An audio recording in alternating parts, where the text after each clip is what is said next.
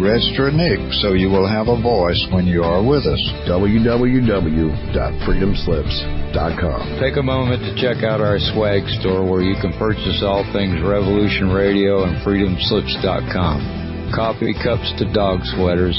These purchases help fund our commercial-free broadcasting. And please, if you enjoy what you see and hear, remember we are 100% listener-supported, so visit the site support page to help keep us on air. All contributions, big or small, are greatly appreciated. You may contribute by PayPal, and if you're not comfortable with that, then you can find an address where you can send a donation. Thank you for being a part of Revolution Radio at freedomslips.com. And don't forget, we are worldwide radio. Your world, your life, your mind is what we discuss on Revolution Radio and freedomslips.com. Revolution Radio.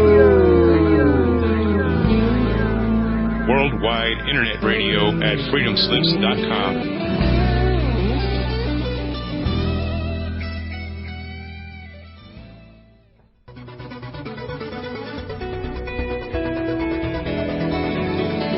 Welcome to Revolution Radio. Revolution Radio is not intimidated by those who get upset when we disagree with their view of the world, those who try to make us politically correct, those who want to shove their religious or political views down your throat.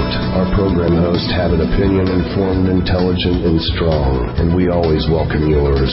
We are just a phone call away. We're not here to comfort the afflicted and afflict the comfortable. We are here to share a point of view and listen to yours. We don't tell you what to say, how to think, what to do. We respect our listeners even when we offend them. It's a tough world. It's always changing, and here we discuss all of that openly, honestly, and fearlessly, because we believe in the right to think and speak freely, so intelligent listeners can discuss, debate, and decide for themselves. Unlike many other stations, we believe in freedom of speech. Even when we don't agree with what is being said, our ethics are real and not contained in a box. We do not sing Mary Had a Little Lamb with fingers jammed in our ears. You don't need to expect us. We are already here. Revolution Radio, freedomslips.com.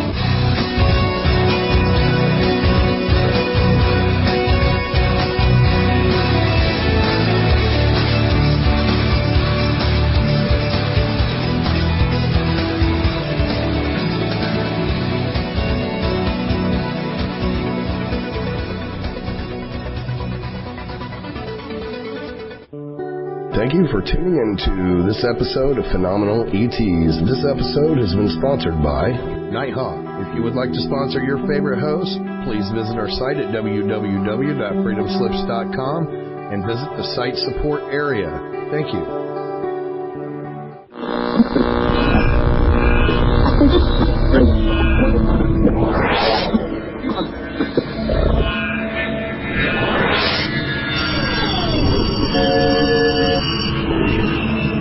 Alright, folks, have you phoned home lately? Have you been watching the skies? Have you been docking in the probe? Well, it's time for Phenomenal ETs with Tim Dulger and his guests of the week. So don't go anywhere. Stay tuned right here. Revolution Radio, freedomslips.com, because we are going to take you into the skies. All right. Take it away, Dulger. All right, and that reminds me, I'm going to have to change that intro for a few weeks from now when Travis Walton comes on.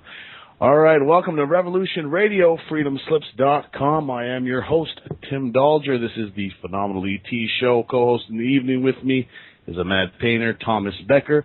And here we go with part 2 of our interview with Stephen Bassett, his website, paradigmresearchgroup.org, an advocate for ending the 64-year truth embargo regarding ET presence here on Earth.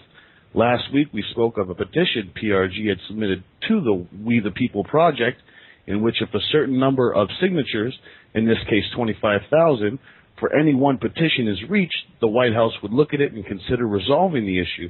Last night, Stephen had submitted his second petition, titled Immediately Investigate UFO ET Disclosure Efforts During the Clinton Administration, the Rockefeller Initiative.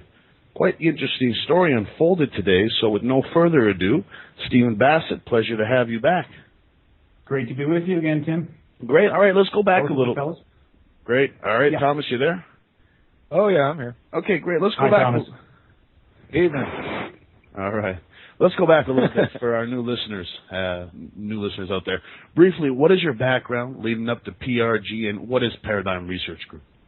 Paradigm Research Group is not a research organization, but an advocacy NGO, non-governmental organization.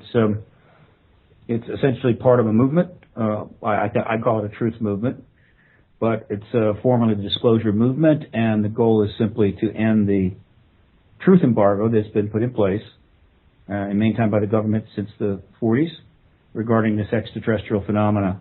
Our goal is to get the U.S. government and other governments to finally acknowledge that this ET, wherever they're from, a non-human intelligence phenomena is a fact. I think it's most likely that these entities, which are turning up all over the world, both in terms of contact events as well as on craft, are from other planetary systems. We just Kepler Group just announced that they now think there's about 500 million planets in our galaxy which are capable of perhaps maintaining life, and overall about 50 billion planets. So we're moving rapidly towards the acceptance, both individually and collectively as a society, that we're not alone in the universe. There are other civilizations, and they are engaging us right now. Definitely. Great. Okay, and now disclosure petition number 2, asking the U.S. government to investigate UFO ET disclosure efforts during the Clinton administration. Last I checked, there were 313 signatures. Now, how interesting was your day today? Because I remember you emailing me a couple of things I read on the White House. White House had taken it down. So let's get into that. How was your day going? Yeah, this was a tricky day. The second petition, everything was rolled out right on schedule. Everything is fine. The petition was submitted very early in the morning today, around 2 a.m. Eastern Time. A international press release was sent out simultaneously, was automatically set up, ready to go, that will go to over 200,000 media outlets around the world. And then PRG sent the link address to its list, as well as quite a bit of Facebook media. Unfortunately, there was a glitch, and I'll keep it short. By the way, anybody who is on the computer can go to this website to essentially hang on a second. That's all right. To essentially find out what's going on. Answer the call. You're important today. Stephen Bassett, his website, Paradigm Research Group, is our guest, and he's had a very busy day. I've been emailing him a few times, and he's got a lot of things on his plate today, so it's a pleasure to have him here and have him take some time out. He's had a long day, a long night. He was on Coast to Coast last night, and there's been some upsets, like you said, but everything's still a go. Those petitions, you can find them at the White House, whitehouse.gov/petitions, and check that out. Immediately investigate UFO ET disclosure efforts during the Clinton administration, the Rockefeller Initiative. Now, in our chat room here at freedomslips.com, I have been posting the direct link where you can go and sign up, no matter where you live in the world. Doesn't matter. I'm in Canada. I can do it too. And sign the petition for the link that I provided here at freedomslips.com, and that will send you right there and help support this immediate investigation of what went on during the Clinton administration, the Rockefeller Initiative, because I believe Lawrence Rockefeller had approached the White House same way Stephen Bassett has, and said basically, I want you guys to start investigating what is going on, and if you don't, I'm going to start publicizing this to all the major media outlets around the world. And they were estimated at a cost of about $30 million for him to do this, but Lawrence was ready to do this, and so they started that investigation, and Stephen Bassett has been running with that ever since. Stephen, you there? Oh, yeah, I'm here. Okay, great. Let me clarify. Again, I'm actually going to be doing Coast to Coast this evening. Oh, is it this evening? With George Norrie. Okay, okay, I thought it was last night. All right. No, it's easy to get confused on that. It's this evening, and I'll be explaining the petition then too as we launch this thing. But what simply happened is that the petition that was submitted this morning had an email address in it, and unbeknownst to me, that violated their terms of participation. They notified, so essentially they pulled the petition down. When you submit these things, it goes automatically active, though not published, and signatures can be put up by people that have the direct link. And I had sent that link out to thousands, as well as through Facebook. So it was gathering signatures. Everything was fine, but when I woke up in the morning, the petition had been pulled. This was very concerning to me. They said it was for that they had violated the terms of use, but it didn't say what. And so then I contacted them, and they got back to me and said that it was because of violation of privacy. I got confused there, and I thought they were talking about the privacy of the individuals mentioned in this petition, such as Bill Clinton, Hillary Clinton, Leon Panetta, John Podesta, and what have you. And it looked very much like they were going to yank this. In other words, it was yanked and it wasn't going back up. And this was a way to block this process. I then sent out a substantial email to my large list as well as some other entities. Then they got back to me again and mentioned, it's the email address. So what we had was a miscommunication with the White House, a mistake on my part, which I didn't get, and so it got very confusing. The upshot is that as of 2 o'clock Eastern Time today, the petition was resubmitted. In other words, it was redone. It was a do-over. And we started again, right? False start. It's like the golfer that hits the first ball into the deep woods. Well, I took a mulligan at 2 p.m. Eastern Time. Good. And then I had to send out, and I'd already sent out 2 updates. I had to send out another update and redo the websites again, get the information up. And all of this is kind of explained at disclosurepetition.info.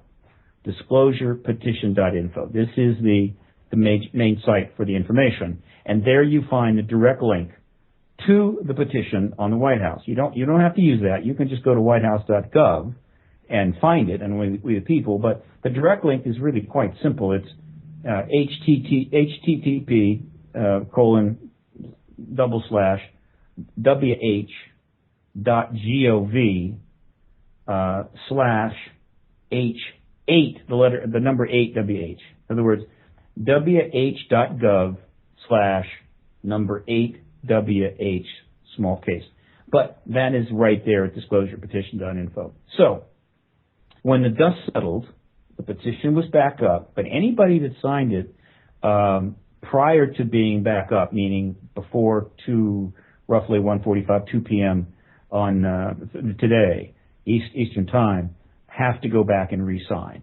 But I don't think that's a large number of people, and we go forward. We're sitting at about 313 signatures since it went up 4 hours ago. It's already up on the website, published to the public.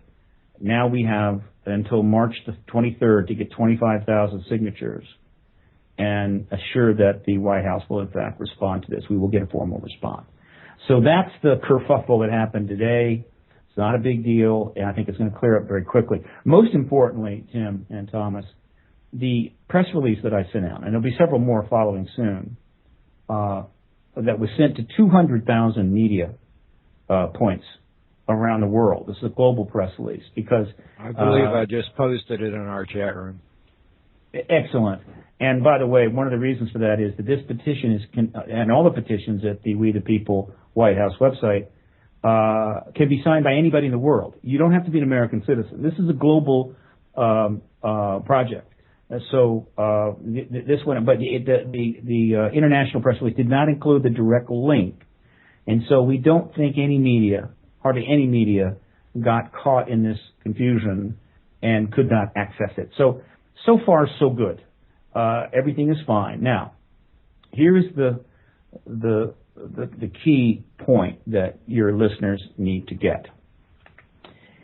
The first petition, the first disclosure petition that was submitted September 22nd and got the necessary signatures to trigger a White House response, which at that time was 5,000. The petition ultimately got about 12,200 signatures. That response came on November the 4th, and that response, again, is up on the White House. You can find it in the responses, or you can link to it from disclosurepetition.info. But that response was remarkable. It stated quite unequivocally that there is not and never has been any evidence for life outside this planet, or that any non-human intelligence has contacted human beings here, now or in the past, and that no evidence at all that the government has made any attempt to hide anything. Now, this, of course, is a completely false and indefensible position that they have chosen to take, which is, in a sense, wonderful. And so, for the first time since this phenomenon became a major modern issue, the White House, the executive branch of the U.S. government, actually put its position on this in writing. They had never done that before for very good reason. So now, because of this wonderful project that the Obama administration launched at the White House website, we now have a formal position from the White House, and it is, of course, false and indefensible. So we're going after that statement, after that formal position. If we break it and the press gets it, we break the truth embargo. And it could happen very, very fast. So this is actually a breakthrough milestone, a watershed time, that a lot of people don't even know about, and those that know about it haven't quite figured out how important it is. So it's now been approximately, December. It's been about 10 weeks since the White House responded on November the 4th.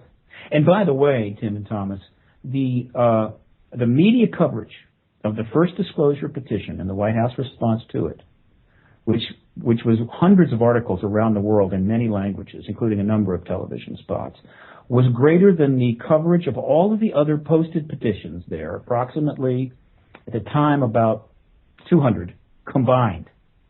And so the press is clearly paying attention.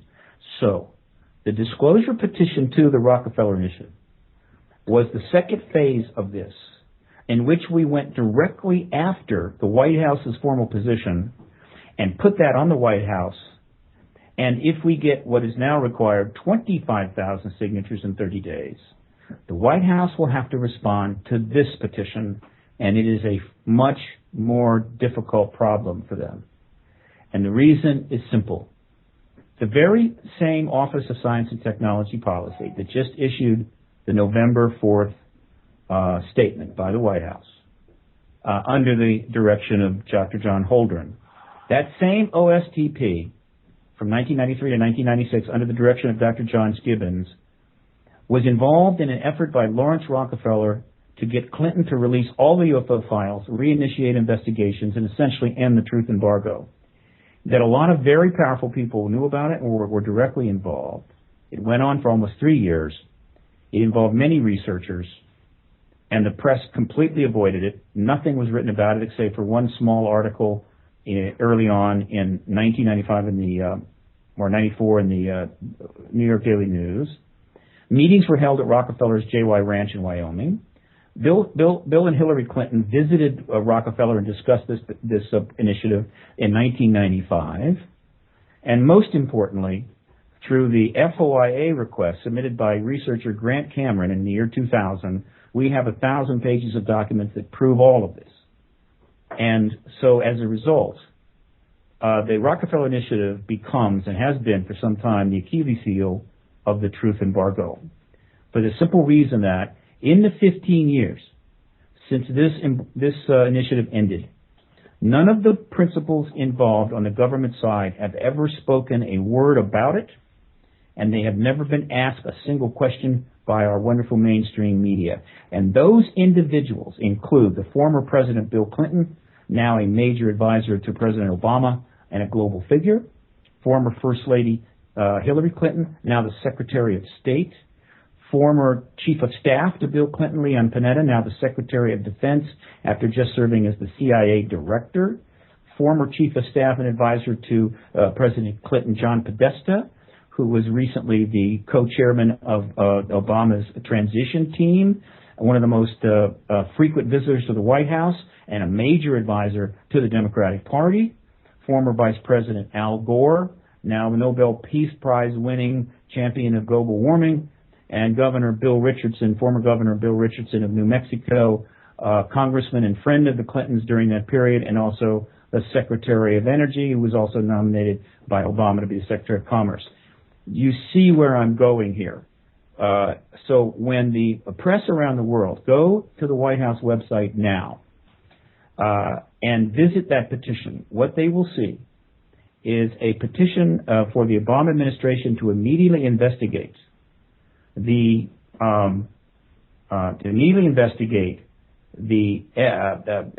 UFO ET disclosure efforts during the Clinton administration the Rockefeller Initiative. And that petition also includes the names that I have just mentioned, as well as 2 links to the documents and the descriptive narratives of this initiative, which confirm it all. And I mean the documents. They're literally on the net. You can read them.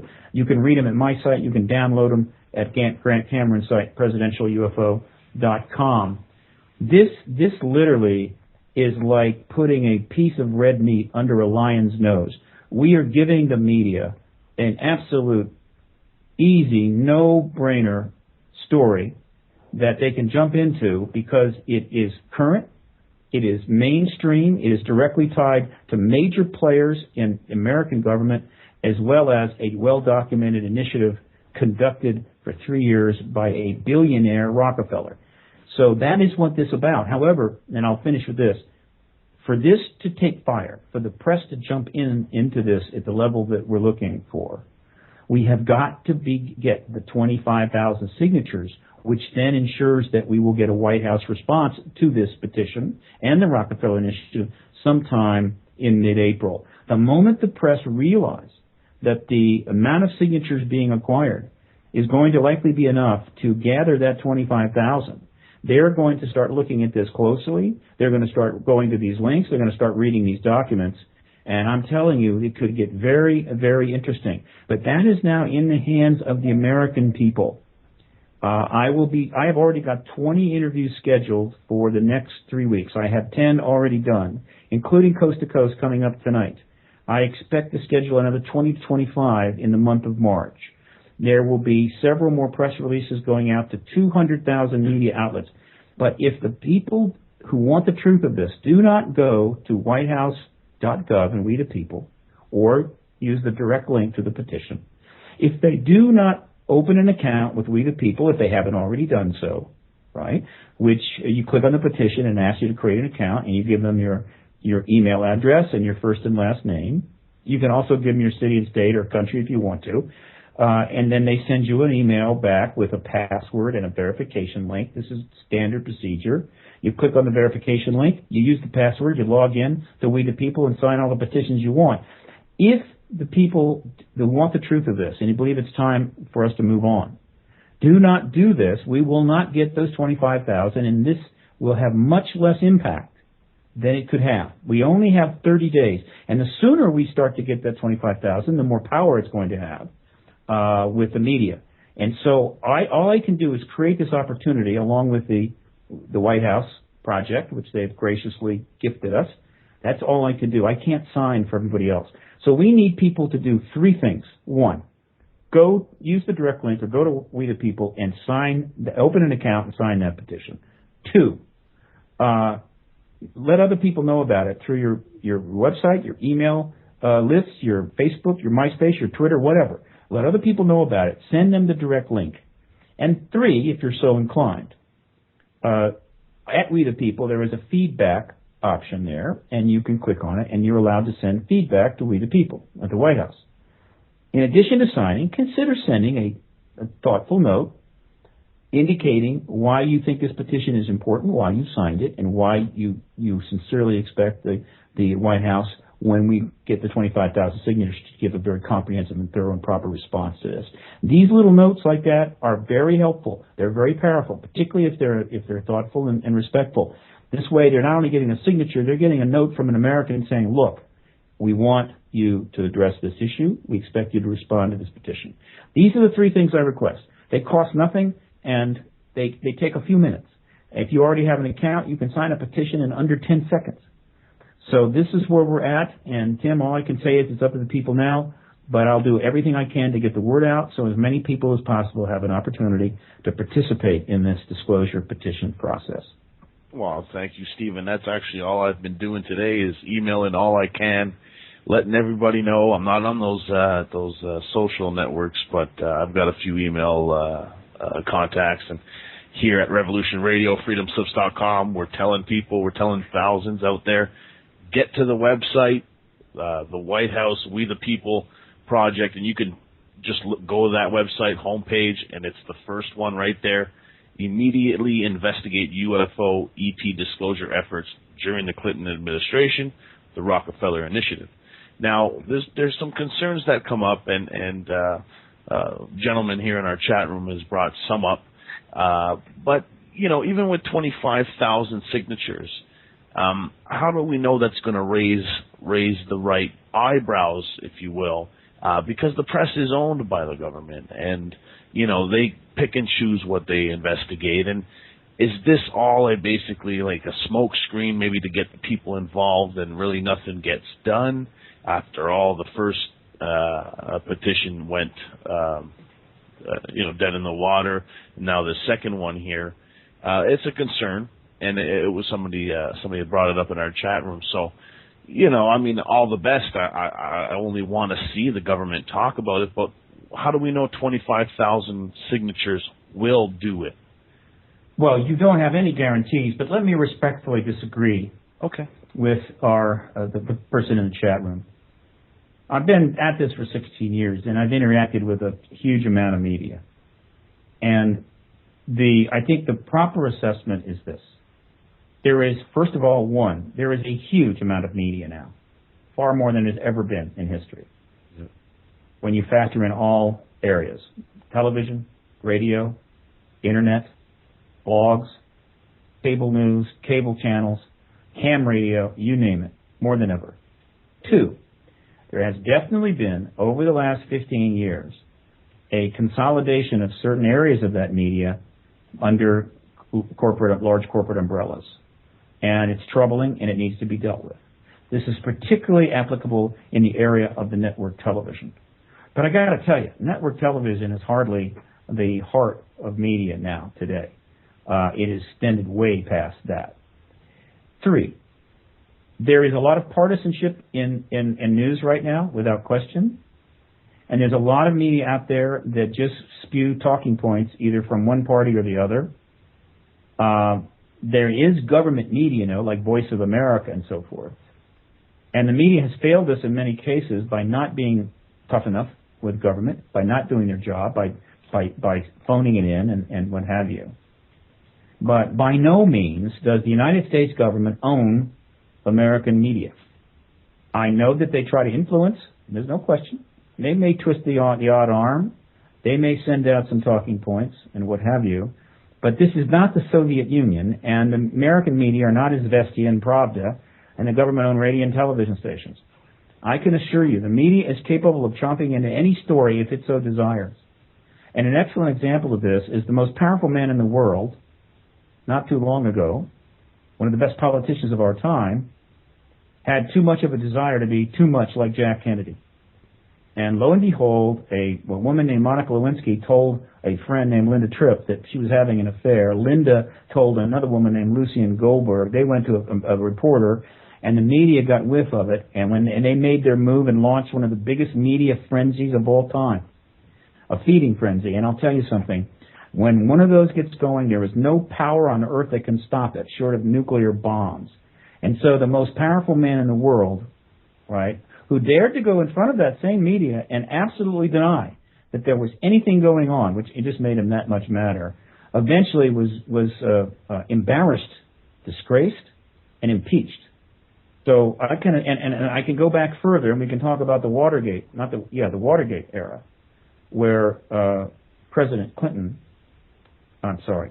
Nixon, also a very powerful man, was brought down by a media frenzy. So let me be clear. If and when the American media decide to finally bite down on this story, the greatest news story in human history, and it gets going, if it heats up to the level of feeding frenzy, the truth embargo is done. Okay. Very well. That's real interesting. I know that, but you don't think the media is being controlled? Well, they are to a certain extent, but he's saying that, I mean, go ahead, but there's definitely some independence there. They're not necessarily controlling every aspect of it. I've seen ABC, NBC cover these topics. They've went to James's ranch. They've done the documentaries, and but they haven't let it surface much more than that. They haven't. They put it on CNN. They put it on press conferences, yes, but they don't run with it. They don't continue it. They just put it out there, maybe just drop, a little bit in the bucket at once, sort of maybe indoctrinate us. I don't know. What do you think, Stephen? Again, I think what's happening is that people in their frustration because of this, that we have so much dysfunctional government, and because of the bias, there's a lot of bias in media on both sides, are angry, and so they lash out, and they will say, look, the media is totally controlled. I understand that, but that is not the case, and it's best to understand the way things are. And often also what happens is a person will watch or read a particular paper or watch a particular news network or cable channel, and they will see some things which really they feel as not being good news, being very much like propaganda, and it seems like they're acting, or this entity, this group, or this media is acting like a mouthpiece for one party or the other, and so it makes them mad, and they go, hey, this is controlled media. Well, remember, they're just watching one cable channel. They're watching one network. The media right now is huge, and so maybe on a given day, a certain outlet seems like it's being too much of a mouthpiece. The idea that the entire media structure now is simply controlled by government. I'm sorry, that is not the case. And I didn't really think so, but it just seems that they do control certain aspects of it when it comes to world understand stuff. That everybody's trying to influence the media all the time. I mean, we understand that. We know that corporations and politicians and city managers, all of them want favorable news coverage. Everybody's trying to get a story into them, right? If they learn a story is being done about them, they'll call in. They'll want to know what's going on. They'll say, well, no, that's wrong. You need to change that. Everybody is trying to influence the media. There's nothing new about that. What's important is to what degree is the media responding to this influence, and to what degree is this response inappropriate. In other words, if somebody's going to write a story about you and they've got major facts wrong, there's nothing wrong with you going to them and trying to influence them to correct the story. Nothing wrong with that. Now, if they choose not to correct it, that's bad journalism. On the other hand, if they've got it right and you're just trying to make yourself look good, and they go ahead and change it because they just want you to look good, then that's bad journalism. So it's just not that simple. The message I'm trying to give across to everyone is that, believe me, there is great potential benefit from getting the stories to the press, engaging the press, giving them every opportunity to get into this issue, which we have been doing for a very long time, and we are making progress. There's no question there's more media coverage than ever. But we haven't yet gotten the coverage that would end this truth embargo, and that's my job.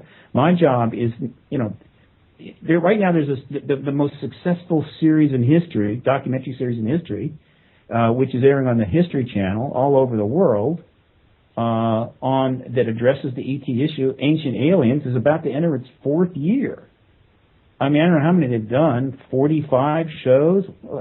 Believe me, there's plenty of coverage, but what we have not had, the media has not engaged the political power structure on this. That they have not been willing to do yet.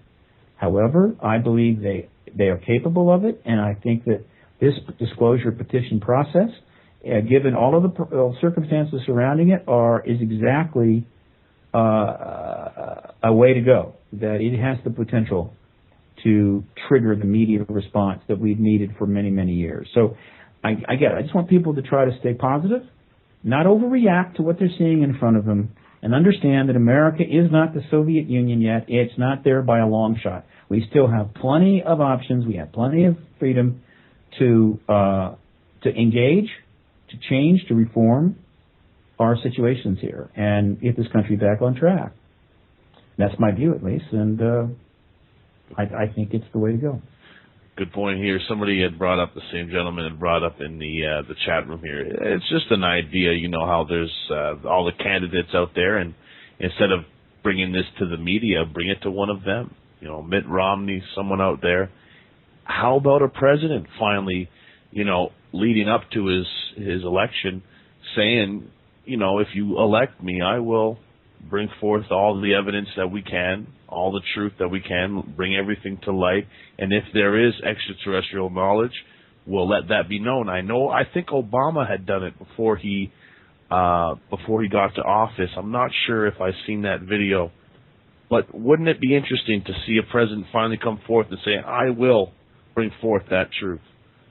Well, it would be more than interesting. It would be the most profound event in human history. Yeah. But disclosure is actually a little simpler than that. Disclosure with a capital D is simply the acknowledgement of the extraterrestrial presence. That's all it is. It's not, and you will release, 10,000 files and everything. No, it's just the acknowledgement of the extraterrestrial presence.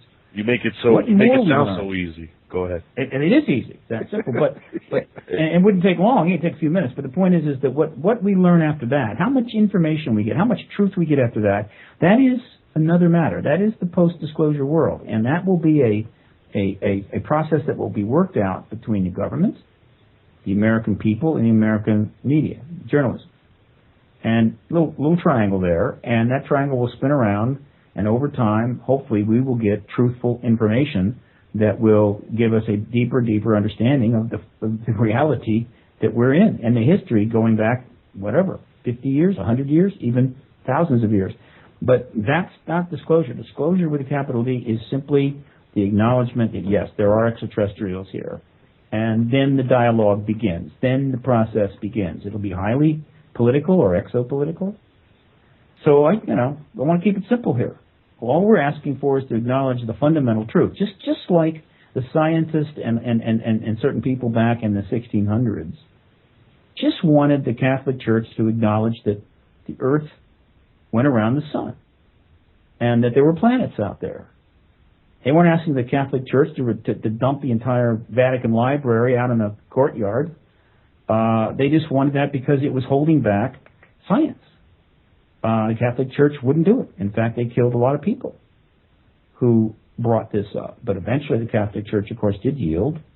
The truth did come out, and then not too long ago, the Catholic Church apologized for the whole episode, and rightly so. So it's that simple. Yeah, it is. Heisenberg here, step 1, government admits ETs exist. Government, and then step 2, governments get sued for ruining people's lives, reputation, because of decades of denial. So, that's definitely going to come to the table. But if you honestly say, we did screw up, we did want to keep it a secret, it was for our best interest to not tell you about it, unless they came down in the drones. But at least we're admitting to it now. Let's move on with it, and let's, turn another page. I think if they did that, I would be accepting. I've only known about extraterrestrials for 4 years. It's not like I've, been denied my whole life that, a lot of people have. Stanton Friedman's been investigating them for 40-plus years. Probably been denied that whole time that these exist, but, I've got nothing to lose by them coming forth. I don't care about suing them. Don't matter about that, type thing. So I think it's in their best interest to finally come forth with it, and you make it sound so easy, Stephen. I think you should run for presidency. Trust me, my friend, I am not qualified, but appreciate the thought. Yeah, because you have to be picked by a special group called the Illuminati. Go on. I can't add this, that I can assure you the post-disclosure period is going to be extremely exciting and profoundly interesting, riveting. Don't get me wrong. There'll be amazing things are going to happen. It's going to be an extraordinary time. However, I also believe that the general response, the reaction of the public to it in the United States, and I think in certainly most other industrial nations, is going to be far less, how would you say, volatile than people think. I think people are going to take it in stride much better than many speculate.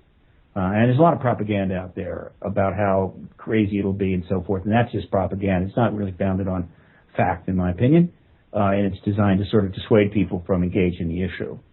And that's my prediction. So if it turns out to be wrong, I'll be happy to say I'm wrong.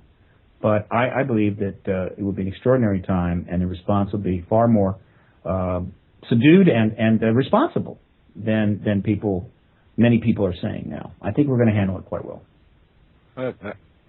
Interesting. I got a question for you back about the petition. Submitted on September 22nd, 2011. You needed 5,000 signatures by the 27th of September. You got 12,078 signatures. Do you figure that this newer petition is going to way outdo that? Well, it can. It certainly can. First of all, it's been 4 months since they started this project. And in that time, millions of people have found out about We the People at the White House website. They're aware of it that weren't aware when it started. Remember, the first disclosure petition, I think, was the third petition submitted that morning. Since then, there have been about 15,000 petitions submitted, and probably around 400 have been actually published to the website because they got 150 signatures. And I think there's around, so far, the White House has responded to about 58. So we have much more awareness of the project itself.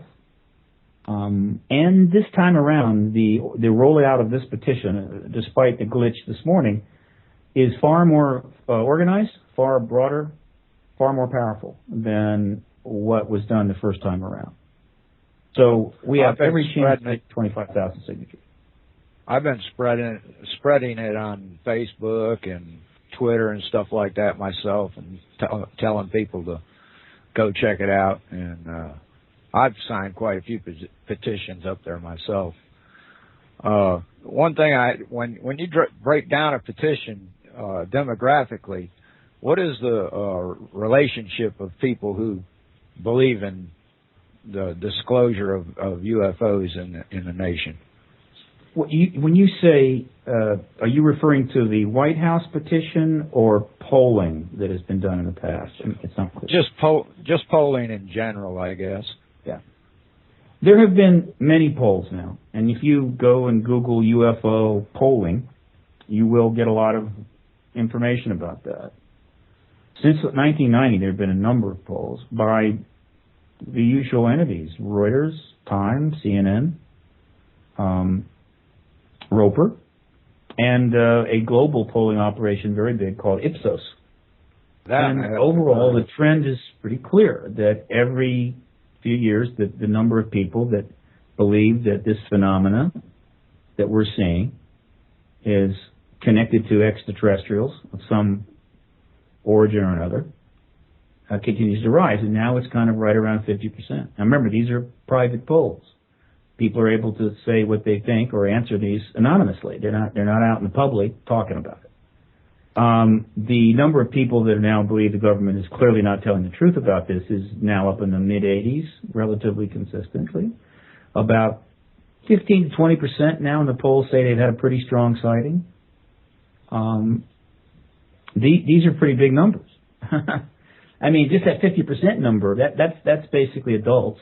That's around 150 million Americans believe that there's ETs involved in this phenomenon. 150 million. So then when they do break the polls down demographically, we see something else that's counter to the propaganda that's put out.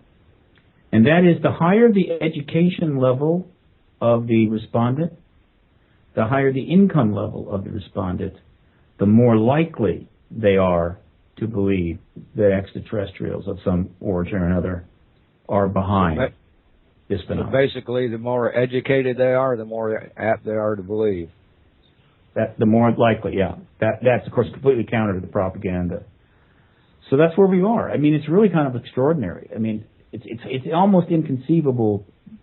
Well, it's very hard to grasp that we could have these kind of polling numbers in the year 2012, and the U.S. government has just issued a statement a few months ago that there's no evidence whatsoever confirming any of this. including whether the government has hidden anything. I mean, it's just amazing to me, but it shows a certain detachment from reality. Unless the White House's issue of this hardline response was, in fact, a calculated maneuver. In other words, they deliberately put out this extremely hardline response specifically to generate a very strong public reaction and media engagement to help get this thing done. And the reason I don't rule that out is because we sort of understand the dynamic operating right now in the government on this, and namely that, one, the White House and the President really does not have any access to this information, the core information, the research, the underground facilities, you name it. They really don't have access. They are on a need-to-know basis, and the President and his advisors do not need to know. So that makes it very difficult for the President to move on this, because the President can't get the kind of information that obviously would be needed to address it properly and respond. Now that's a very interesting situation that some might find fine. Others would say it's incredibly dangerous and, of course, unconstitutional. So, and then the military intelligence managers of this issue, which is where it's run. It's not run by some oil company. Sorry, but that's not right either. They're not the executive branch. They're simply serving national security. So they're sitting on all this stuff, but they're really not in a position to unilaterally end the truth embargo. What some CIA officers going to hold a press conference in Langley? So, in other words, they're kind of trapped in their own in a trap of their own making. The president and the executive don't really have access to information. The people who have the information are really not high enough on the food chain or high enough the ladder to unilaterally act. And so what could be happening here is the White House, by creating this potential public storm here, are trying to get us to come to their rescue. In other words, create so much pressure that the people inside, both within the executive branch and the military intelligence community, realize they have got to get together and sit down in a very private meeting, I assume, with a cone of silence over their heads, and discuss this and work it out and get it done and say, okay, fine, you can have access to this much stuff, and we support your going forward and acknowledging ET presence. So who knows? If it turns out to be a maneuver, it's brilliant, absolutely brilliant. But until we know otherwise, I will just assume that the White House felt that that's about the best they could do. They put out this response, and now they're going to have to live with it. And it's going to be very difficult to live with this for very long. Indeed, as it should. We'll be coming up to a break soon. I just want to let our listeners know our guest, Stephen Bassett, his website, Paradigm Research Group, and Stephen has a petition that he had just just put out to the We the People website. Go ahead and check that out at We the People. I think it's, well, what's the website? Because I've got a large banner here. Quick website to get to We the People. You can just Google. Yeah, the hub website is disclosurepetition.info. Disclosurepetition.info. There will be a lot of stuff there about all of this, including the recent updates about this mess we had this morning, but also, of course, the direct link over to the petition. So you go to disclosurepetition.info, you're ready to go. You can jump right to the White House website, the petition there, or you can go to whitehouse.gov, then click on We the People, and find the petition on your own. Either way. Yeah. Click on the petition, and you're either going to have to open an account and sign it, or if you've already got an account there, you'll sign it right away. It's that simple. So the key website is disclosurepetition.info. My main site that surrounds all of this is paradigmresearchgroup.org. And, of course, there's links there over to the petition at the White House website as well as to the disclosure site and all that. But believe me, it's not going to be hard to find this link because it's going to be all over the place. I mean, we're just getting warmed up here. Now that we've got this problem solved from this morning, this direct link is going to be all over the internet. It's going to be all over Facebook. So nobody's going to have any problem finding it. They just need to know to look for it, and that's what the media interviews are all about. And they also have to just take their time out to register. It really does, like you had said, Takes a few minutes. Register. You don't have to give too much information. Your first name, last name. They'd only post the beginning letter of your last name and your email address. Very, very simple. They're going to send you an email. You confirm, and you're ready to go. And then you get onto that website, disclosurepetition.info, and you'll be able to get that link right to that website. Sign the petition. It takes literally seconds, and it does a lot of good for his cause and basically for humanity. I know that this is just the Americans, but everybody can take it. But Tim, it's not my cause. You know, believe me, exactly. It is. You're just the forefront of it. When I go to that page, I just see my name right beside yours, and it says you're the one who started. It's everybody's cause. This is a movement. It's all over the world. I'm just one player among many involved here. This is not some personal quest of mine. This is a movement that I'm involved in, and we're trying to represent, we believe, the interest of a lot of people on this planet right now, and I believe we do. Stephen Humble Bassett is here with us. I love it. 344 signatures so far. I greatly appreciate you joining us and having the time. I know you're going to be on Coast to Coast later tonight. I thought it was last night, and then I didn't see it in the archives, so I assumed, okay, yes, he was on last night, and okay, so it's tonight, and hopefully you'll get more listeners that can go to the website and sign the petition, because this is real, folks. You got a month, 25,000, and it's around the world. You do not need to be in the U.S., contrary to popular belief. You could be anywhere in the world, and that's the great thing about it, is because we have a lot of Canadians here that are concerned with ET disclosure, and I guess there's a lot of hot spots up here in Canada, and we're good, like-minded people that we can help support a good cause, and it's a wonderful cause. So I do encourage all of our listeners out there to go to that website, disclosurepetition.info, and click the link and then sign that petition. Takes seconds. Our guest, Stephen Bassett, his website, paradigmresearchgroup.org. And I've got a couple questions, but one from our chat room here, if you will. We're going to break soon. With the technology of today getting more powerful, but yet smaller, is it your thoughts that this may have come from ET that were either captured back in the 50s or worked along with the government back in the 50s? What may become? So what? Well, you know how like technology phones used to be the size of bricks, and now yeah. You know how the technology has really minimized. The TVs are flat screen, and the technology is wonderful. Do you think that would have come from the ETs back in the 50s? I mean, given the past record of our technology advancements, hundreds of years before, we've advanced really well in the last 60 years beyond any, time in our past, Look, Tim, there's no question that we're pretty sure now that they've had crash vehicles. Total number we don't know.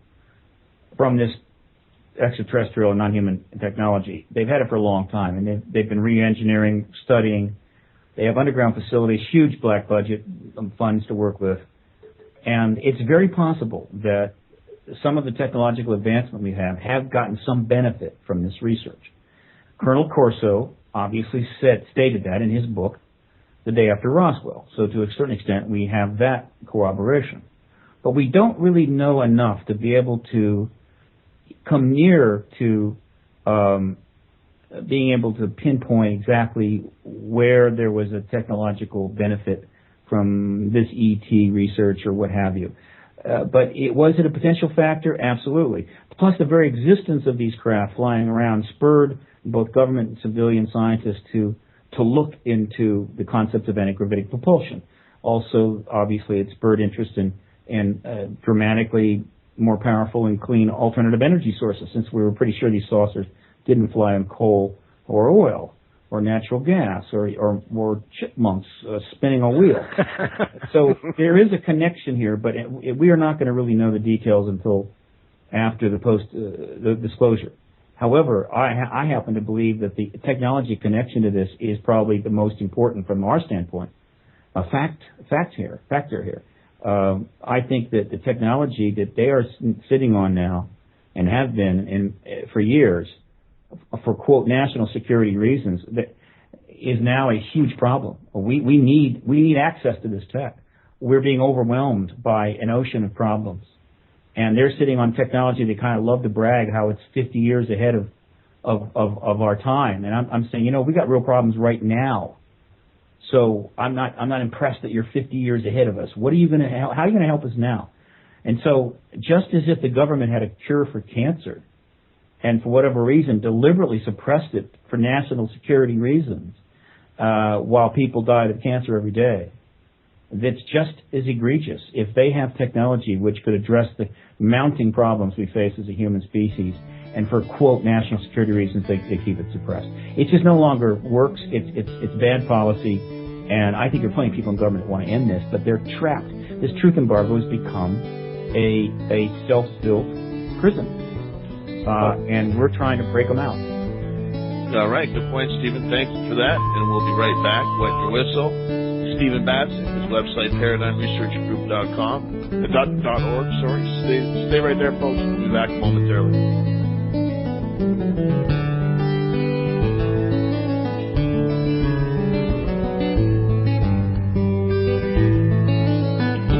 Thank you for listening to Revolution Radio. We'll be right back after this short break, so stay tuned.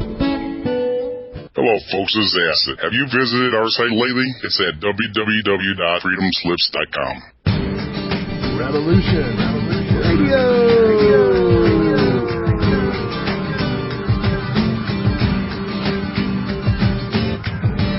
Worldwide Internet Radio. You are listening to Revolution Radio at freedomslips.com. I'd like to take a moment of your time and invite you to explore our main page. Here we have a variety of different avenues to explore. Under different headings, you can find things on the Earth, such as real-time weather, jet springs, and earthquakes. Links to alternative news sources like Drudge and Roe. www.freedomslips.com. This is Francis Walsh, and I'm asking you to notice this area devoted to all things space. From solar and planetary observatories to information on all current NASA missions and space weather. If you want to know what's going on out there, we have the tools here right at your fingertips. If you want to know what our government is up to, look under government documents.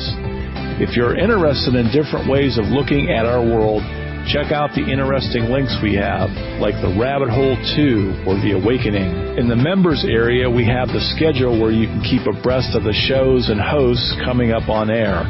You will find a library which has many PDF files on many topics such as shelter, bug out kits, making a home still, energy production defense, food preservation and storage. The list goes on. Have you missed a show by one of your favorite hosts? We have the shows archived for a fee of $35 for 6 months.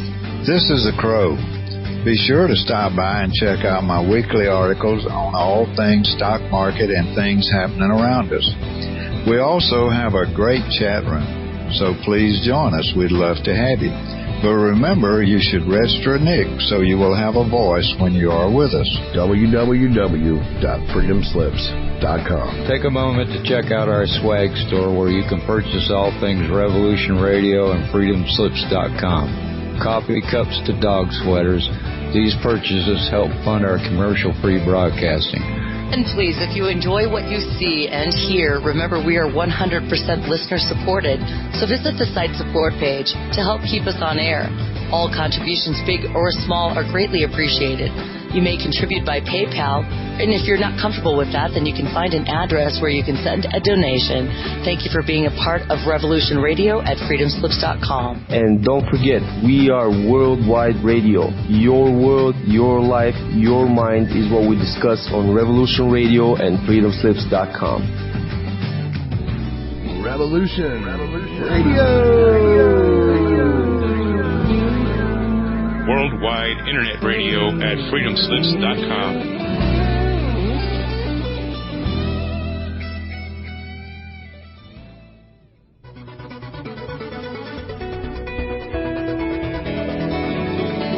Welcome to Revolution Radio. Revolution Radio is not intimidated by those who get upset when we disagree with their view of the world, those who try to make us politically correct, those who want to shove their religious or political views down your throat. Our program hosts have an opinion, informed, intelligent, and strong, and we always welcome yours. We are just a phone call away. We're not here to comfort the afflicted and afflict the comfortable. We are here to share a point of view and listen to yours. We don't tell you what to say, how to think, what to do. We respect our listeners even when we offend them. It's a tough world. It's always changing, and here we discuss all of that openly, honestly, and fearlessly, because we believe in the right to think and speak freely, so intelligent listeners can discuss, debate, and decide for themselves. Unlike many other stations, we believe in freedom of speech. Even when we don't agree with what is being said, our ethics are real and not contained in a box. We do not sing "Mary Had a Little Lamb" with fingers jammed in our ears. You don't need to expect us. We are already here. Revolution Radio, freedomslips.com.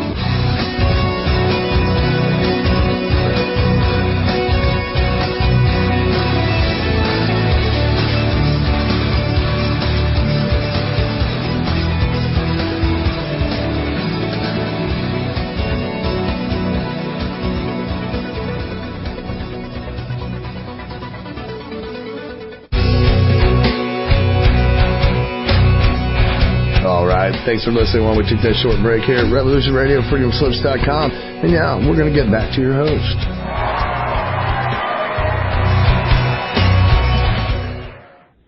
All right, and we are back. freedomslips.com, Revolution Radio. We have a wonderful chat room here. Come down and join us. freedomslips.com, and we are with Stephen Bassett, his website, Paradigm Research Group. And if you have any questions for Stephen, you're more than welcome to pop them in our chat room. Remember, this is for our listeners, so take part, take action, and have your say. And we'll open the phone lines here at 347-688-2902.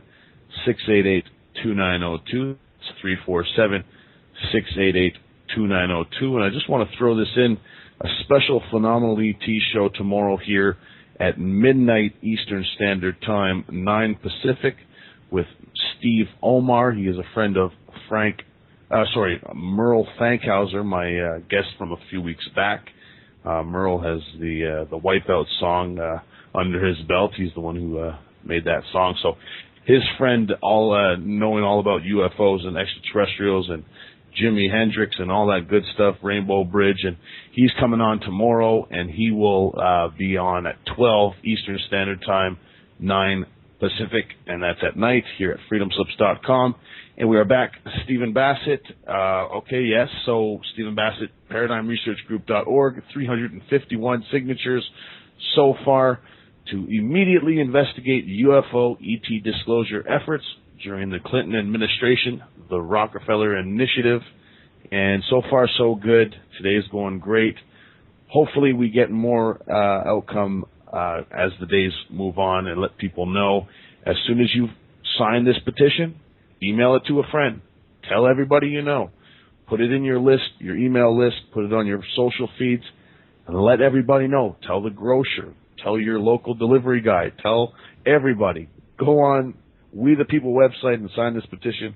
It is a must that the government starts investigating ET and UFO disclosure, particularly the Clinton administration and the Rockefeller Initiative.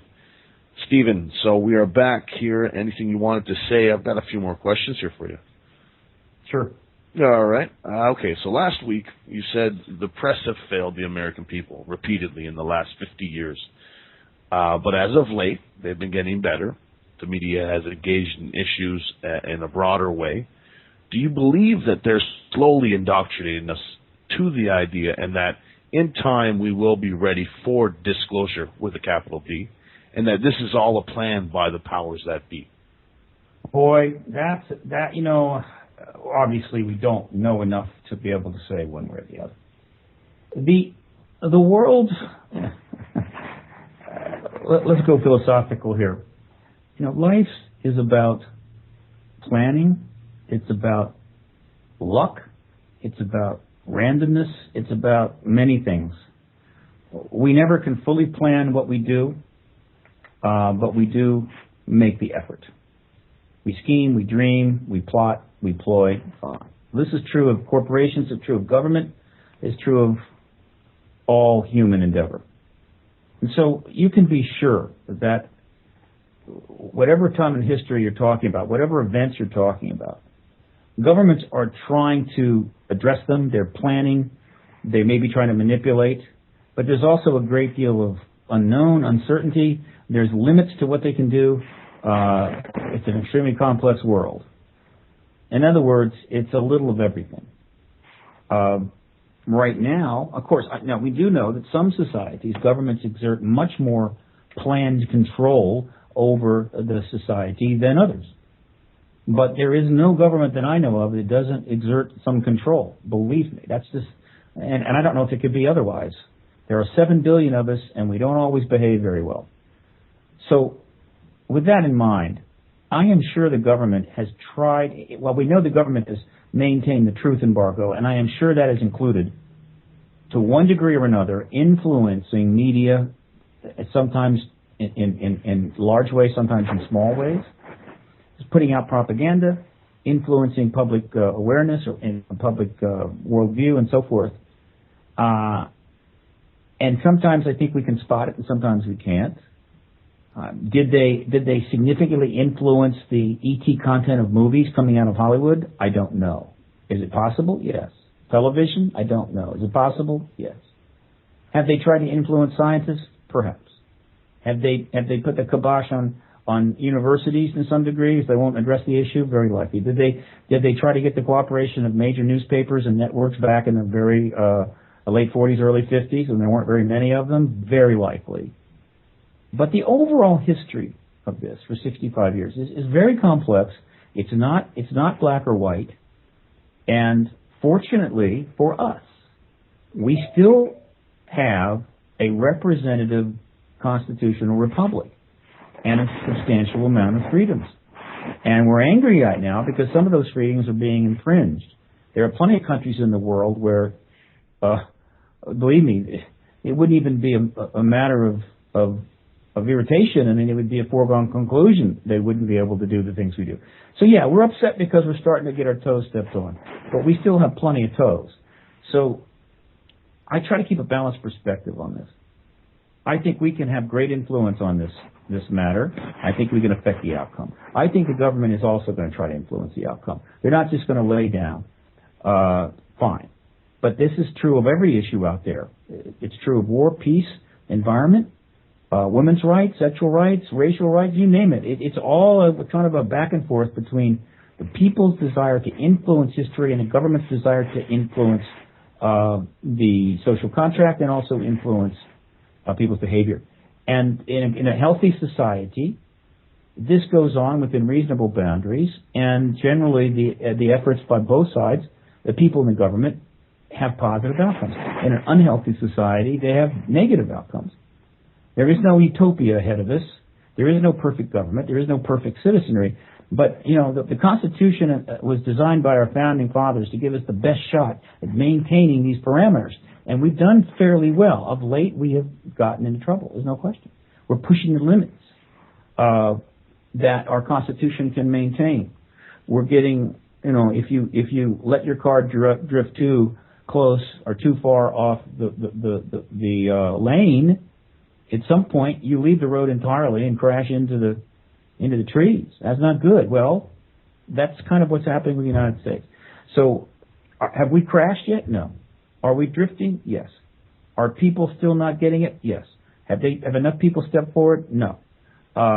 Is it still time for people to do so? Yes. Do we have some extraordinary tools for this, like such as the internet and cell phones and mass communication? Yes. Are we fully using those options? No. But overall, I believe that we're going to see significant change. I think we're going to see the disclosure event. I think we're going to see reform. I think there's some pretty cool things ahead. There's also some potentially very bad things. I'm still fundamentally an optimist. Does that mean I can watch television news every day and not get angry? No, almost impossible. I mean, I can't watch more than 20 minutes, and I'm starting to throw things at the TV. Thank God I don't have a gun, or I would already blown up, half a dozen TVs. But, I'd still rather be living today than, in 950 when about all you could do is get up, try to avoid getting killed by an animal, and get some food. I mean, and look at the trees. I mean, I'm not wanting to complain too much. And I'm also thrilled that we have more power at our fingertips today as citizens of this nation, and most nations' citizens have this power, than whole civilizations of citizens, 1,000 years ago we even dreamed of having. And what we just haven't done is made the commitment to use it more. But we will. I have no doubt about that. We're seeing examples where government is being influenced sometimes in a matter of 48 hours by web protests, huge signature counts on petitions, 7 million in one petition a couple of weeks ago. So there's still plenty of room to maneuver, and that's the way I want to look at it. I invite people, don't get too discouraged and don't get too extreme in your interpretation of modern events.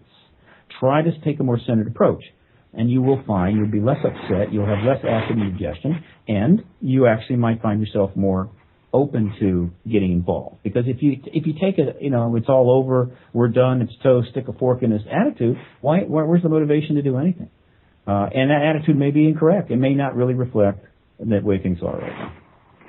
Oh, very well. Steve, did you realize today is the anniversary of the Battle of L.A.? It was 70 years ago today. Yes, I just read that earlier today on the Internet. Very cool. You don't think we'll have to wait for 100 years to go by before we get disclosure, do you? No, I'm pretty sure we won't have to wait. I have never had a stronger feeling, and I felt that we've been in it could happen any day mode for quite a while, going back almost to 2006. But on a year-by-year basis, I've never had a stronger feeling that this year could be the year that happens than now. And it's 2012. What can I say? That's just a coincidence as far as I'm concerned. But I have a really strong feeling. I don't think predictions, hasn't make it. What now? It's been a pinnacle year for predictions coming together. Well, yeah, people love to predict, and I like to assess. I like to project, but I do try not to predict. Certainly, when you're talking about something will happen this month, that day, now. I try to assess the likelihood, the status of things, and so forth. I like to project possibilities, but the prediction business is always going to be around, and it's always fun. Do I predict disclosure this year? No. Do I feel strongly that it could very well happen? Yes. Have I ever felt this strong? No. So what can I say? I feel good. Now, ask me a month from now, and I may say, oh, no, forget about it. Wait till next year. Yeah, we all have a tendency to change our minds, don't we? Yes, of course. No doubt. What do you see if there is a disclosure? You see the whole world changing, right? From just that fact. The world is always changing. Yeah. But this is a big change. The rate of change is accelerating. No question about it. Art Bell called it the quickening. He loved to talk about the quickening. Well, it's a good concept, good term. Now, I'm not saying it's necessarily a good thing. I think things are changing faster than humans, by and large, can digest. I think it's causing us a lot of problems. We're not genetically structured, I think, to handle change of this speed, or in general handle much of the modern world. Fortunately, we have a pretty good brain, and so we adapt, we overcome, we improvise. But it's very stressful. But change is going to continue to accelerate, and now people are starting to project unbelievable changes, some of which are grotesque in my view, for the next 20, 25 years. I know this, that if as a species we don't get change under control, this idea that change should simply be as fast as possible, that there should be no thought into it, that it should just whatever's coming, right? And if it's overnight, fine, we don't care. That's a big mistake. We can influence the pace of change. We can decide how fast we want to move in certain things. We're not doing it. Not enough, at least. And so we need to get control not only of how we engage technology, how fast we instigate change, how much we want, how much we shoot for. We also need to get control of our environmental impact, get control of government dysfunction, and so forth. In other words, we as a species need to take responsibility for ourselves and not just view ourselves as those silver balls rolling down pinball machines and bumping into bumpers and ringing bells and stuff as we inevitably end to the bottom of the machine. I mean, we're not pinballs randomly falling down a pinball machine. We are sentient beings capable of exerting considerable amount of control over our own affairs. We need to start doing that much more and on a much broader basis. Do I see that happening enough? No. Do I think the politicians that are currently in power now understand this? No. Do we have time to really replace them? Probably no. So we do have a problem, don't we? Which means that we can't replace them. We can't educate them. What we can do is collectively engage them. And I said we can't educate them, but it will require significant collective engagement. In other words, the people are going to have to act much more collectively on more issues. And we're seeing the beginnings of that without question, but it's going to have to increase. What more could the average person do to help this along besides just sign a petition? Is there groups out there that they could join and stuff that would help? Well, I don't know if there's any such thing as an average person, but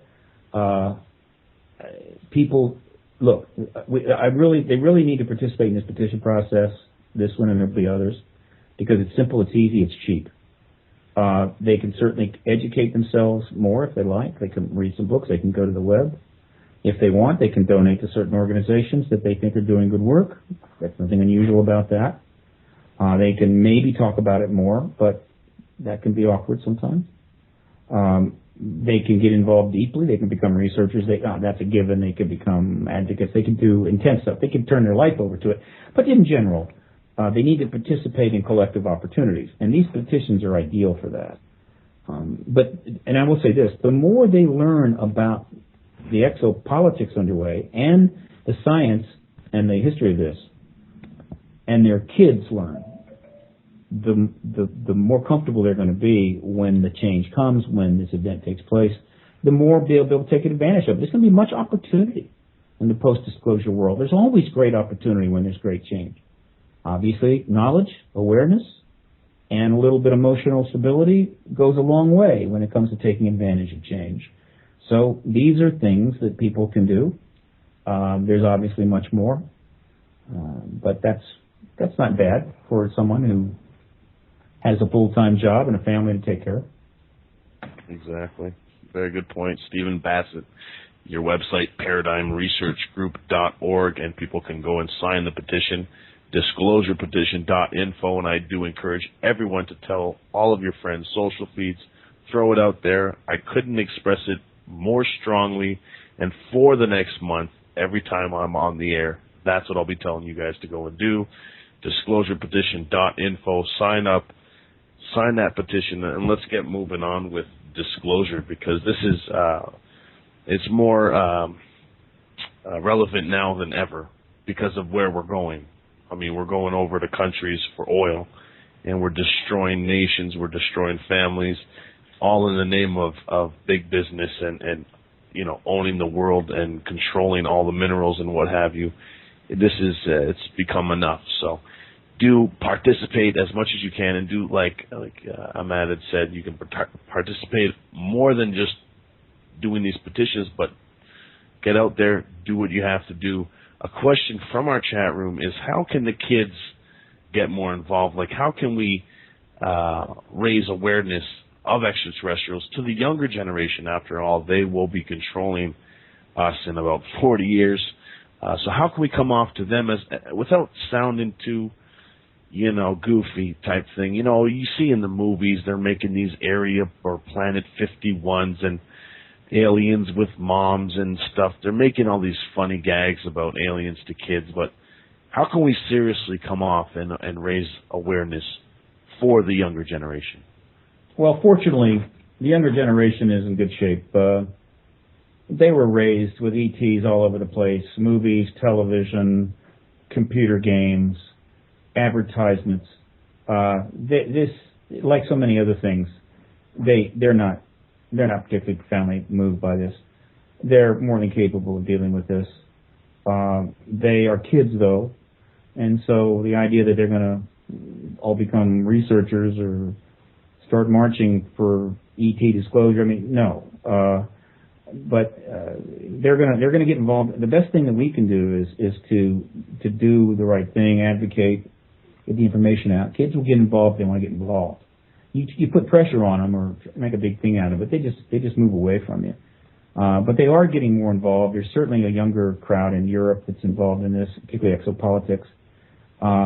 One thing students can do is to try to persuade their universities and so forth, colleges, to bring in some speakers and let some of the people that know about this get in and talk.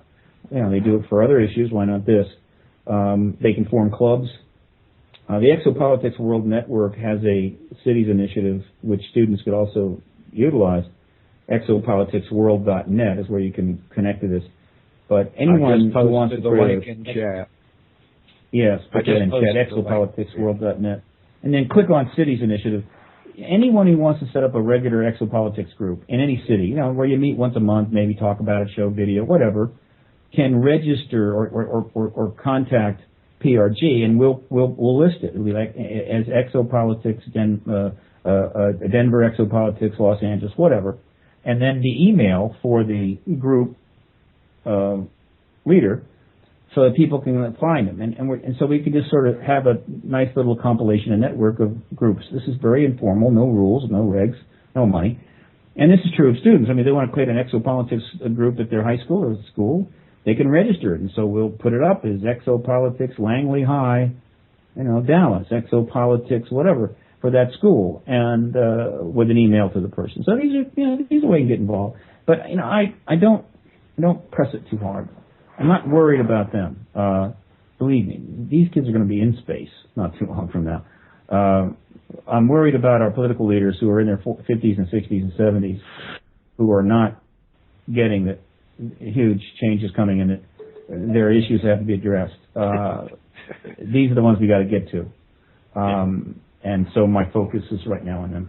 Your focus is on your phone there. It almost seems like every petition that gets signed, you get a email message in your phone or something. Sorry, I didn't have my earphones. You wouldn't be having to hear that. That is an email coming in, and I apologize. No, you know what? This is freestyle radio. This is amazing, Stephen.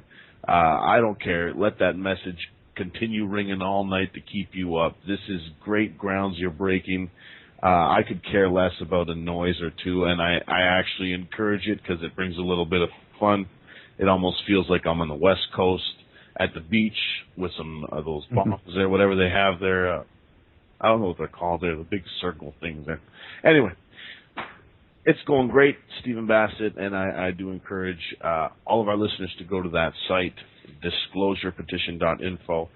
We're almost halfway through. Well, we were past halfway through. We've got another 37 with you. And basically where I'm trying to go is what do you see short-term wise for this project now? If the month has come up and you didn't get the 25, let's hope that's not even an issue. Well, let's say you get 24,950. Does that mean what does that mean for the project? All right, I'm going to answer that question, but then Tim, yeah. I need to ask a favor. Yeah. I'm at the Laughlin Convention right now. I'm involved in a bunch of different things going on, and if possible, I need to wrap this up at 7:30, and maybe you guys can talk about the issues and chat with your people. Let's do that. That's great. I know that you are at the all right. convention. Yes, go ahead. Okay. If the petition will remain up and be heavily promoted and be available to be read by people all over the world, including media, members of the military complex, whatever, for at least 30 days. That's March 23rd. And that's all good. Now, if it doesn't get the 25,000 signatures, at that time it'll be deleted, and that's it. Right? There will be no White House response, and that's it. That doesn't mean it didn't do some good. We can always start another petition, but again, that's minimum. Now, if it gets to 25,000 signatures, it will continue to remain up and gather more signatures until such time as the White House responds to it. That's even better. All right. Also, if we, I'm not worried. If we get close to that 25,000, like we get up to 24,200, something like that, or even 23,900, I think you're going to find people are going to get really on their bicycle and they're going to take it over the top. That's kind of the way these things work. People really respond when they realize, my God, if I get on this right now, we'll wrap this up. I don't want that. I want this to have 25,000 signatures fast, because that will be far more powerful and impacting than if it comes later. But whatever. So if we get the response, we get the signatures, we're going to get the response, and I tell you, that's going to generate. There's going to be a lot going on. I can't even fully describe it. Let's just say that things are going to get interesting, and you may see a lot of media. If we don't get the 25,000, we're still going to get a lot of media exposure. There's going to be coverage, and that could lead to other things. The PRG will then consider its next move, may wait a little bit, and then submit another petition and take another run at it, right? But after trying to build up even more support so that maybe we can make it the next time, assuming they don't raise the bar even higher. And, of course, there's other things going on. I mean, there's conferences coming up. I'll be speaking at the New Living Expo in San Francisco late April. I'm going to be at the Sonoma Film Festival prior to that up in Sonoma, California. And I'm going to be speaking down in Brazil, I think, in June. There's a wonderful women's only conference coming up soon in Glen Rose, Texas. Again, you can get all these conference listings by going to ParadigmResearchGroup.org and going to the conference section, and you will see the listings for all of these. That only works if you can drive the car on it. Oops, excuse me. If you can what? Oh, I'm sorry. I thought my mic was muted. Yeah, sometimes Thomas does that. I'm usually the noise involved in the show. Talking to the chat room, I get you. No. So I've got plenty to keep me busy, and there's another major project that I'm working on, which I can't really discuss yet. If it comes to fruition, and obviously I want that to happen as soon as possible. It's a big deal, and obviously you'll know about it, and we'll be talking about it at length. So we move on. But right now, the focus is on the disclosure petition 2, which is currently at 360 signatures, and getting the 25,000 that will require these very powerful people, Hillary and Bill Clinton, John Podesta, Leon Panetta, Al Gore, Bill Richardson, to very likely have to answer questions from the press about what was going on then. If there is no evidence at all, as the current White House states, for any ET presence, and no evidence of any withholding of information, what was the White House investigating then? Why did that go on for 3 years with taxpayers' money? What exactly is happening here? What do you really know about this? Believe me, it won't take but a few questions like that, and, well, what can I say?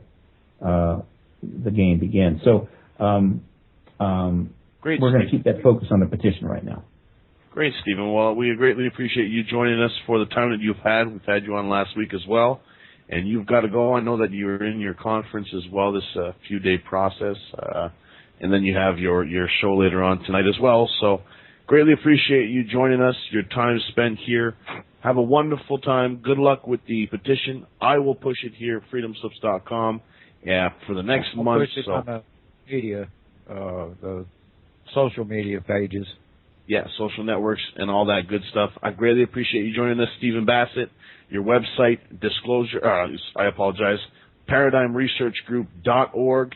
If you'd like to sign a petition, head over to disclosurepetition.info, and you can get all that information there. Thank you, Stephen, for joining us. Good night, fellas. All right. That was Stephen Bassett, as you heard. I greatly appreciate him joining us, and we will take a break momentarily here, and we will be back with Phenomenal ETs, and we will discuss what we've just gone through and on my upcoming show tomorrow night here at freedomslips.com. Thomas, you're going to stick around with me, right? Oh, of course. All right, don't leave me hanging there, buddy boy. All right, thank you for listening. Don't go anywhere. We will be right back here. Phenomenal ETs, Tim Dulger, your host, co-hosting amadpainter, Thomas Becker. Don't go anywhere. We'll be back. FreedomSlips.com, 100% listener supported, 100%.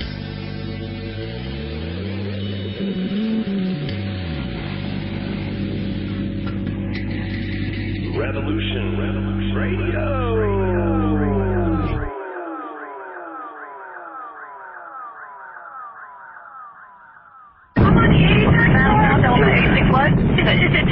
Are they going to be able to get somebody up here? Of course, man. We're coming up for you. Well, there's no one here yet, and the floor is completely engulfed. We're on the floor, and we can't breathe. Okay. And it's very, very, very hot. And you've got to make them stop, and you've got to indicate to the people who run it, to the people who own it, that unless you're free, the machine will be prevented from working at all. There's a time when the operation of the machine becomes so odious that you're so sick at heart that you can't take part. You can't even passively take part. And you've got to put your bodies upon the gears and upon the wheels, upon the levers. Freedoms, access, information, truth, theory, conjecture, debate, discussion. Are these words that inspire you? Well, then welcome to Revolution Radio, where we search and help you search for the truth. We shall not be deterred. We shall stand tall.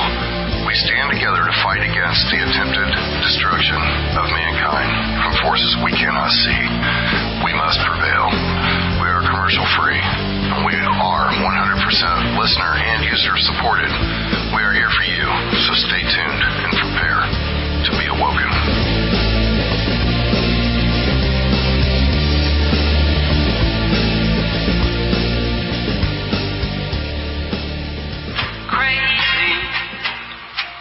I'm crazy for feeling so lonely.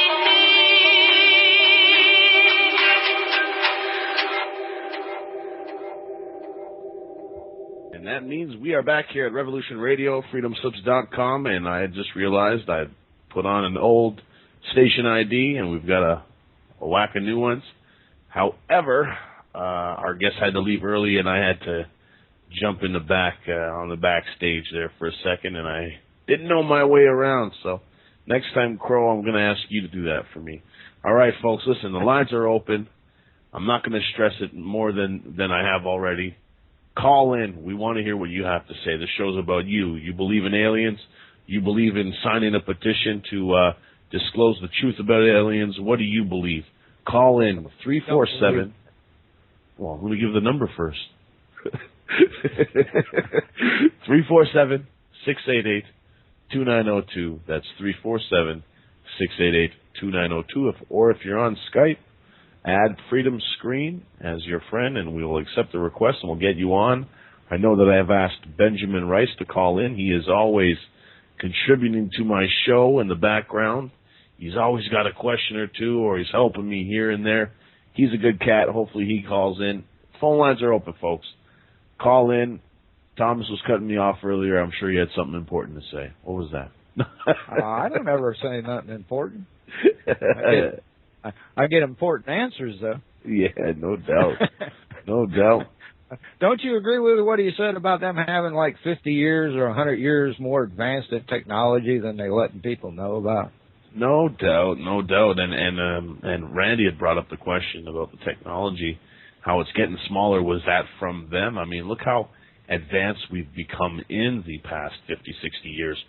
No doubt I would, if that was the case and we were grabbing technology from the stories that we've heard, exchanging technology for human, cattle, what have you, then that's true. Then that's how we've become so advanced. And, you know, nobody ever gets to hear this compartmentalization where you don't get to know what the next guy up knows. And so, you know, all this stuff. It's kind of like a terrorist cell, too, you know? What do you mean terrorist cell? I'm new to this. That's how terrorist cells work. One cell, only one person in one cell knows what's going on, and the next person in the next cell knows what's going on, but they're not connected with the other people. There you go. There you go. That's exactly my point. So that way they can get away with it, hands down. I've actually wanted to go to Area 51 with the wife this year, and I'm asking anyone who wants to come down to man up or woman up, and let's go there. You're on the east side of the country, and we'll car ride there. What is it? Carpool. And if you're on the west side, we'll meet there. And I want to just go there for the luxury of it, just to say that I've gone there. I won't cross the threshold. I'm not stupid. I'm just saying it would be interesting to go to the area known as Area 51 and just the whole secrecy behind it. And I think it is a smoke screen for what is really going on, but I would like to go there anyway. Where's that? Down where, oh, you're not in Arizona, right? No, it's in Nevada. Nevada, the Arizona border. Area 51 is. Yeah, exactly. So I would like to take a trip down there with the wife, but after the trip down south there just past you, oh boy, we need. Yeah, I tell you what, that's a long trip from where you're at. Yeah, no doubt. So we go everywhere for aliens. We even went down south and we try to look for them at nighttime, and especially in the Midwest where we were at one point, if you can consider that the Midwest there, where Hawk's at. Beautiful skies, because you're out in the boonies, no city lights, and we were looking them, searching for them. They must have gone somewhere. I think I remember Steven saying last week that, you know, when you see them, they're probably on a mission, you know, going to do something, and not necessarily coming to the planet or what have you. And that holds true, because I've heard that years back from somebody else who said, they obviously have got to be on a mission, the way they're moving, the way they're going, and they're not always there. So it's got to be something else going down. And to hear that from Steven, you know, all my investigation leads me to believe that, you know, maybe this is a drop-off point. Maybe it's not. Maybe they're just cruising by. Who knows? Well, there ain't never no telling. I think a lot of them that get seen are our own stuff, but there's still a percentage that we can't explain and stuff, you know. I mean, there's no doubt in my mind that they're there. Yeah. What their purpose is, God only knows. I mean, we're pretty much like insects to them. I'm sure if they can cross interstellar space. Yeah, exactly. They have to be way far advanced from what we know of, you know. Maybe not what our government knows of either. Maybe they already know about that stuff. And they are just not telling us, but this is what we're doing. We're trying to get petitions out there, trying to get the government to open their books and give us the real information on what was covered up many years back during the Clinton administration. Our guest, Stephen Bassett. Yeah, go on. I see very few people that couldn't handle it. You know? Yeah, very, very well. Maybe even the industries, the oil industries, and maybe they couldn't handle it, but not too many people wouldn't want the experiment of knowing, the experience of knowing, you know, we're not alone in the universe. Heck, you know, if you don't care about it, I've met a lot of people that they'll admit to me they exist, but they don't care about it. So, well, you know, in the universe is an awful big place, you know. I mean, there's bound to be some other race out there, but if they get in here or not, that's a different story. I mean, what we see could be interdimensional, could be time. Yeah. You know, it doesn't necessarily mean they're from, actually, to go galactic or then that kind of distance would actually be a form of time travel, regardless of how they done it. Yeah, that's a good point. You know, I wouldn't even go that far with people who have not even had that experience. I would just say start looking up in the sky, and then we can start getting into how these beings are there, if they're, you know, multidimensional and what have you, because you start to get into that real paranormal craziness. They don't. Something's there, isn't there? Yeah, no doubt. And we have Benjamin Rice, who had called in, and I will pull him into the conversation as opposed to answering the call. Benjamin, you there? Hello. Hey, how you doing, Benny? What do you like, Benjamin? Benjamin, Ben, whatever it's called. Okay, DJ Rice is on the line with you. Did you enjoy the show? Yeah, I did, yeah. The guy knows his stuff, definitely does that. Very well. You're all the way from the UK calling in. Yeah, there's not many UFOs flying around here, though, unfortunately. Otherwise, you'd be the first person to know about it. No way. Around your spots, that's the hot zone. That's the hotbed. Yeah, well, I've not seen any yet, but I really do want to improve my chances if I could of kind of having that experience, because I know they exist, you know what I mean? Exactly.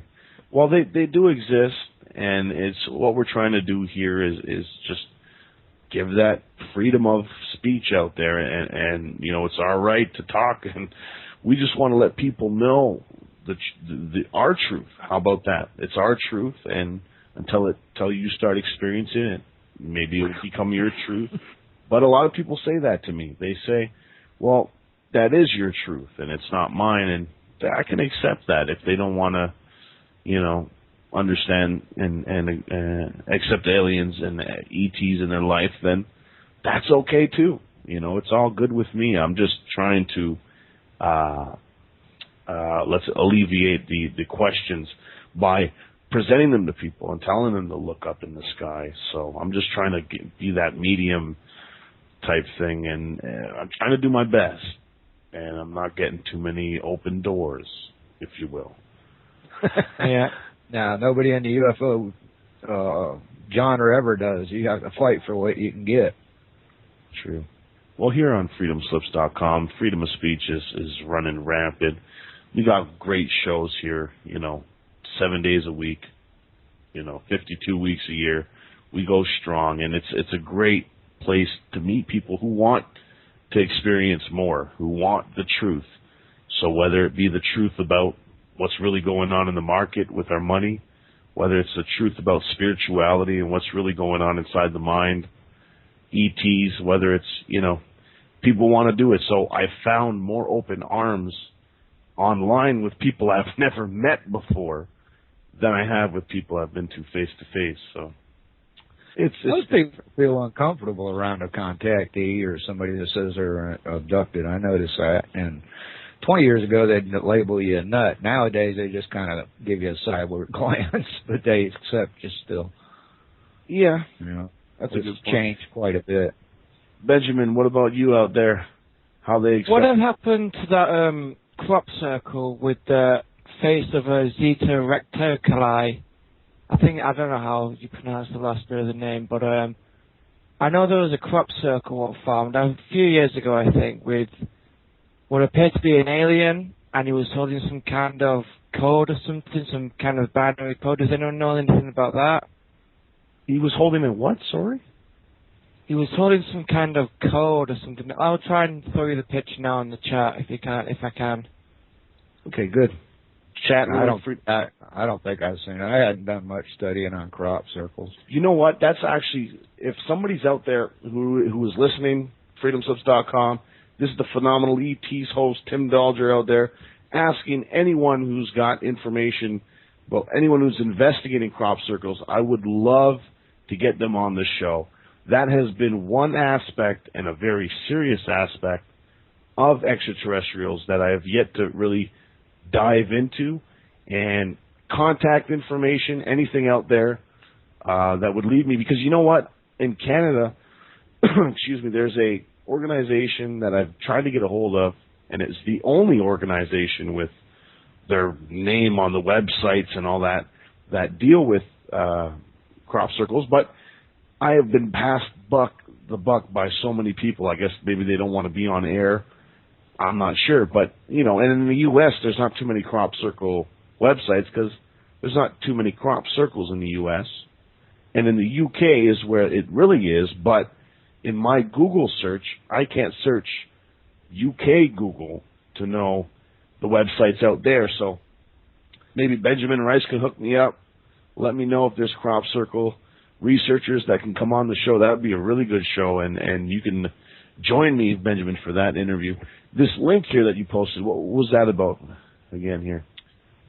Well, go ahead. amadpainter, what do you think of that? That's kind of okay. Some of my research, what I've been doing, is looking at the different ones, and obviously this kind of grey alien, what everyone's so familiar with, is popping up in more places than one. And if he's shown up in the crop circles, then maybe that's some kind of confirmation that something's going to happen, you know. Okay. And I was told gray aliens were the more negative and the lower frequency beings, and the more, you know, malevolent ones. So maybe that's something there. I just posted a link to the picture that or the crop circle that Benjamin is talking about in chat. Okay. Definitely, if you anybody out there who we got SJ calling in. SJ, Hiya. All the way from BC. How you doing tonight? Well, I'm a fellow Canuckistanian. Oh, great, good. So we've got all the points covered here. Benjamin, UK, we've got all the way down south, so we're hot weathered. We've got that beautiful weather from British Columbia. we got the windows and the doors open. Oh, yeah. It's spooky, you know. I'm used to lots of rain and snow. We're definitely going through significant weather changes locally, and I think it adds up to everything that we've documented over since March of last year on the network. Speaking about crop circles, okay.